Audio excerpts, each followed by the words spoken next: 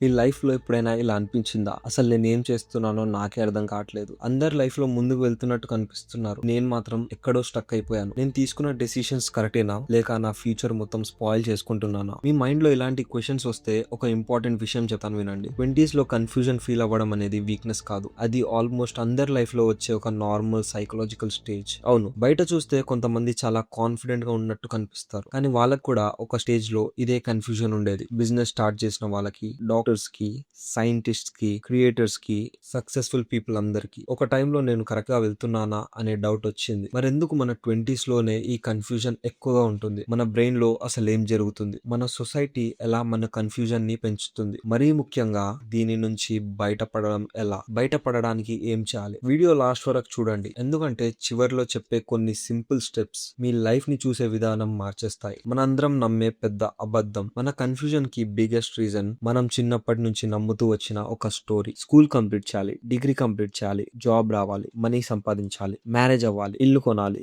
Life settle అవ్వాలి. ఇది success అని మన బ్రెయిన్ లో ఫిక్స్ అయిపోయింది. కానీ నిజం ఏంటి? లైఫ్ కి ఒక ఫిక్స్డ్ టైం లైన్ లేదు, ఒక ఫిక్స్డ్ రూట్ అండ్ పాత్ లేదు. ప్రతి మనిషి జర్నీ వేరు, ప్రతి మనిషి స్పీడ్ వేరు, ప్రతి మనిషి డెస్టినేషన్ కూడా వేరు. కానీ మనం మన లైఫ్ ని మన ప్లాన్ తో కంపేర్ చేయకుండా వేరే వాళ్ళ ప్రోగ్రెస్ తో కంపేర్ చేస్తాం. అప్పుడే కన్ఫ్యూజన్ స్టార్ట్ అవుతుంది. ఇది చాలా మందికి తెలియని సైకాలజీ. మన బ్రెయిన్ ఆల్మోస్ట్ అడల్ట్ అయిపోయింది, కానీ మన బ్రెయిన్ ఇంకా డెవలప్ అవుతూనే ఉంది. మన బ్రెయిన్ లో ప్రీ ఫ్రంటల్ కార్టెక్స్ అనే ఒక పార్ట్ ఉంటుంది. ఇది మన డెసిషన్ మేకింగ్ కి సెంటర్. అంటే ప్లానింగ్, ఫ్యూచర్ గురించి ఆలోచించడం, సెల్ఫ్ కంట్రోల్, ఇవన్నీ ఇదే కంట్రోల్ చేస్తుంది. రీసెర్చ్ ప్రకారం ఈ పార్ట్ ఆల్మోస్ట్ 25 years వరకు డెవలప్ అవుతూనే ఉంటుంది. అంటే 20s లో మనం లైఫ్ లో బిగ్గెస్ట్ డెసిషన్స్ తీసుకుంటూ ఉంటాం, కానీ ఆ డెసిషన్ తీసుకునే సిస్టమ్ ఇంకా ఫుల్ గా రెడీ కాలేదు. కాబట్టి కన్ఫ్యూజన్ రావడం న్యాచురల్. దీనికి అర్థం మీరు వీక్ అని కాదు, మీ బ్రెయిన్ డెవలప్ అవుతుంది కాబట్టి మీరు కన్ఫ్యూజన్ లో ఉన్నారని అర్థం. కొన్ని ఇయర్స్ బ్యాక్ కెరియర్ అంటే కొన్ని ఆప్షన్స్ మాత్రమే ఉండేవి. డాక్టర్, ఇంజనీర్, టీచర్,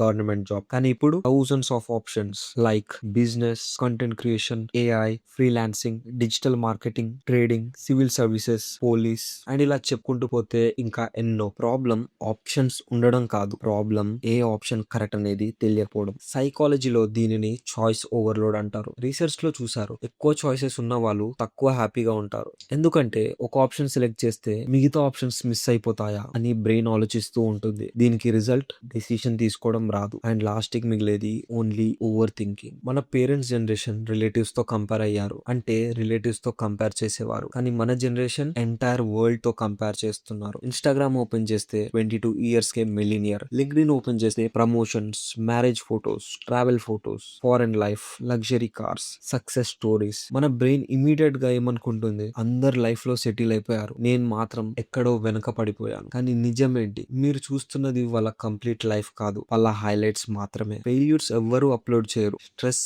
అప్లోడ్ చేయరు, యాంగ్జైటీ, లోన్స్, స్లీప్లెస్ నైట్స్, ఇవేవి వాళ్ళు అప్లోడ్ చేయరు. వాళ్ళు అప్లోడ్ చేసేదల్లా వాళ్ళ సక్సెస్ మాత్రమే. కాబట్టి మన బ్రెయిన్ రాంగ్ కంక్లూజన్ కి వస్తుంది. 20s లో బిగ్గెస్ట్ ప్రాబ్లం కెరియర్ కాదు, మనీ కాదు, బట్ ఐడెంటిటీ. సింపుల్ గా చెప్పాలంటే నేను ఎవరిని అనే ఒక క్వశ్చన్. స్కూల్లో మన ఐడెంటిటీ మన మార్క్స్, కాలేజ్ లో మన ఫ్రెండ్స్, ఫ్యామిలీలో సన్ లేదా డాటర్. కానీ గ్రాడ్యుయేషన్ తర్వాత సడన్ గా ఆ ఐడెంటిటీ మొత్తం మారిపోతుంది. సైకాలజిస్ట్ ఎరిక్ ఎరిక్సన్ ప్రకారం ఈ స్టేజ్ ని ఐడెంటిటీ వర్సెస్ రోల్ కన్ఫ్యూజన్ అని అంటారు. ఇక్కడ మన ఓల్డ్ వర్షన్ పోతుంది, న్యూ వర్షన్ క్రియేట్ అవుతుంది. సింపుల్ గా చెప్పాలంటే బ్రిడ్జ్ మధ్యలో నిల్చున్నప్పుడు రెండు పక్కల రోడ్ కంప్లీట్ గా కనిపించదు, కాబట్టి కన్ఫ్యూజన్ నార్మల్. మన బ్రెయిన్ కి సర్టెనిటీ అంటే చాలా ఇష్టం. నెక్స్ట్ ఏం జరుగుతుందో తెలిస్తే మన బ్రెయిన్ కామ్ గా ఉంటుంది. ఇదొక ఎవల్యూషనరీ ఇన్స్టింక్ట్. కానీ 20s లో జాబ్ సర్టెనిటీ లేదు, మనీ సర్టెనిటీ లేదు, రిలేషన్షిప్, ఫ్యూచర్ సర్టెనిటీ కూడా లేదు. బ్రెయిన్ ఇమీడియట్ గా ఈ అన్సర్టెనిటీని డేంజర్ అని ఫీల్ అవుతుంది. దీనికి result stress, anxiety, self doubt, ఇంకా కన్ఫ్యూజన్. రియాలిటీలో డేంజర్ లేకపోయినా బ్రెయిన్ అన్సర్టెనిటీని డేంజర్ లాగా ట్రీట్ చేస్తుంది. చాలా మంది అనుకుంటారు ఇంకొంచెం ఆలోచిస్తే క్లారిటీ వస్తుంది అని, కానీ సైకాలజీ ఆపోజిట్ చెప్తుంది. క్లారిటీ అనేది ఆలోచించడం వల్ల రాదు, చేయడం వల్ల వస్తుంది. అంటే మీరు ఒక యాక్షన్ తీసుకోవడం వల్ల వస్తుంది. ఫర్ ఎగ్జాంపుల్, మీరు స్విమ్మింగ్ నేర్చుకోవాలంటే స్విమ్మింగ్ గురించి బుక్స్ చదివితే సరిపోదు, వాటర్ లో దిగాలి. లైఫ్ డెసిషన్స్ కూడా అలానే. ఎక్స్పీరియన్స్ లేనప్పుడు క్లారిటీ రాదు, యాక్షన్ తీసుకున్న తర్వాత మాత్రమే క్లారిటీ వస్తుంది. కన్ఫ్యూజన్ ని మనం ఎనిమీ లాగా చూస్తాం, కానీ కొన్నిసార్లు అదే మన ప్రొటెక్షన్. ఇమాజిన్ చేయండి, రాంగ్ రోడ్ లో ఫాస్ట్ గా పరిగెడితే యూజ్ ఏంటి? స్లోగా అయినా సరే కరెక్ట్ డైరెక్షన్ బెటర్ కదా. కన్ఫ్యూజన్ అంటే కొన్నిసార్లు లైఫ్ ఇచ్చే సిగ్నల్. ఒక నిమిషం ఆగు, నిన్ను నువ్వు అర్థం చేసుకో, తర్వాత మూవ్ అవ్వు అని. ఇప్పుడు మీరు ఈ కన్ఫ్యూజన్ నుంచి బయటపడడానికి మీకు సింపుల్ గా 5 స్టెప్స్ చెప్తాను. మీరు ఈ 5 స్టెప్స్ ని ఎగ్జాక్ట్ గా ఫాలో అవ్వండి, మీ కన్ఫ్యూజన్ క్లియర్ అయిపోతుంది. స్టెప్ 1, వేరే వాళ్ళ టైం లైన్ తో కంపేర్ చేయడం